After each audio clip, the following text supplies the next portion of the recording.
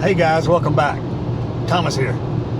I was just thinking on this drive about 5 things that I will miss about the U.S. Nope, check that. 5 things I will not miss about the U.S. Number 1, and I think this is heaven on earth, is the morning commute. Not being in traffic like I am now. I go back to my days in Palawan and El Nido at the S Hotel, and waking up early in the morning and walking out on the beach, looking at all the boats getting ready to go out to do all the tourist excursions. And I go up top, rooftop, and get a cup of coffee, and I just sit up there and look over this magnificent view of the bay and El Nido, and just drinking coffee and thinking about the day when my day doesn't start with a 5 o'clock alarm, brewing a pot of coffee and chugging it down as fast as I can before I have to head out on my daily commute to work. So with the next 12, 16 months, that's my focus. I just keep thinking about that. There was a movie years ago with Tom Cruise and Jamie Foxx, and he was a cab driver, and Tom Cruise was a hitman. I think it's called Collateral. And up on his visor, Jamie Foxx was a cab driver, and he had this picture of paradise, and it looked like the Philippines. And he kept talking about, one day I'm going to go there. And he'd had that dream for 15 years, and he never took any action. So I always think about that, and that's a lot of us. We get kind of caught up in the fear and the hesitation or familiar things, and we don't really pursue our dreams and our retirement. So that's the one thing I can remember, just sitting up. I can feel the breeze on my face, the sun coming up, having that cup of coffee, and it's just quiet. It's just quiet and peaceful and beautiful and serene. The other thing, other than rain, pretty much having 365 days of warm weather and sunshine. Now, I know we get rainy seasons there and typhoons and things of that nature, but every place has its drawback. But the one thing I won't miss, believe it or not, in South Carolina, it does get cold. In February and March, it is cold. That's when it usually snows. I will not miss the cold weather, having to go outside and scrape my car. The very few times we do get snow, I won't have to worry about driving in that. I know people up north going, oh, you don't know anything about it. I don't care. Really, I'm just talking about I want to get away from the cold weather. It's hot here in the summertime. I can deal with the humidity and the heat. I can deal with that in the Philippines, but cold weather, I am out. I have no desire to ever spend another day in cold weather. I'll visit, but when I visit, it's going to be in the summertime or spring or fall, but never winter. The other thing I am looking forward to is fresh food. Well, you say, Thomas, we got supermarkets everywhere here in the United States. We do. But that stuff's trucked in from South America and all over. We don't know where it comes from. I'm looking forward to going to the local market and getting fresh pineapples, mangoes, just fresh fruit in general, bananas. Have a friend over there that has a banana farm. I can't wait just to go get fresh bananas. And the seafood. I don't plan on having, if you ever watch videos, Philippine houses have these little tiny refrigerators. And it's not like us in the U.S. We'll go to the store, we'll go to Costco, and we'll load up on all these meats and frozen foods and all these things, and just jam pack it. I remember my grandmother had this deep freezer. You could put a body in there. You could open up this thing. I mean, you go all the way down to the bottom of this thing. You don't know how long that stuff's been in there. Probably since 1979.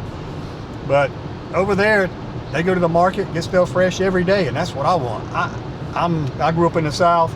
I grew up in the Gen X days, and we ate leftovers every day. I ate the same thing 3-4 times a night for dinner, and I refused as an adult to ever eat leftovers again. So Philippines is going to be great for me in that I can get up in the morning, get my cup of coffee, go sit out on the lanai or back patio, listen to the roosters, listen to the dogs bark, watch the birds, drink my coffee, and just knowing I have peace of mind, knowing I don't have to get in the car and commute, that I don't have to be anywhere.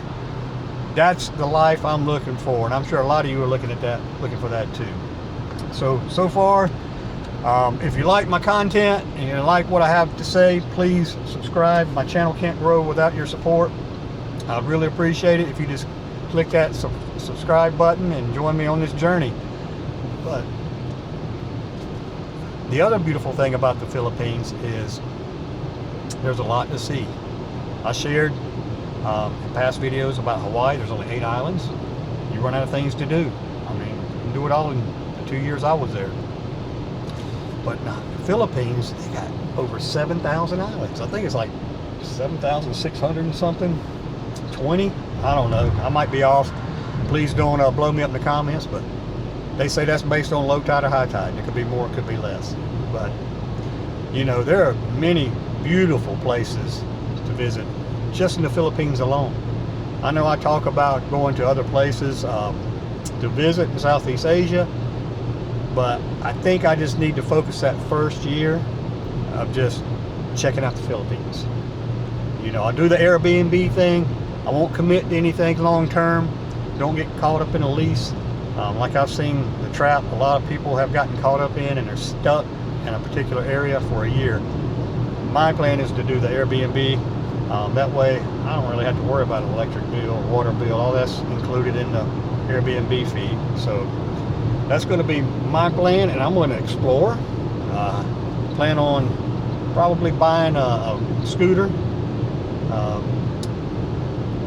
and use that as my primary means of transportation, and when it rains I'll just use Grab. So, but yeah, explore is #1 on the list, and that means the cities of the Philippines. I've already been to Cebu. I want to do Davos City. I want to do Manila. I want to see BGC. I want to see what it's all about. Everybody talks about it's almost like the US. It's just a bubble. And Makati. So those are the places. I do want to go back to Palawan, most beautiful place I've ever been on this planet. And if you haven't been and you go to the Philippines, please put El Nido on your list. I promise you, Thomas, you'll say, Thomas, we thank you for making that suggestion. You will not be sorry. Rent you a scooter, ride all over the place. It's a great time.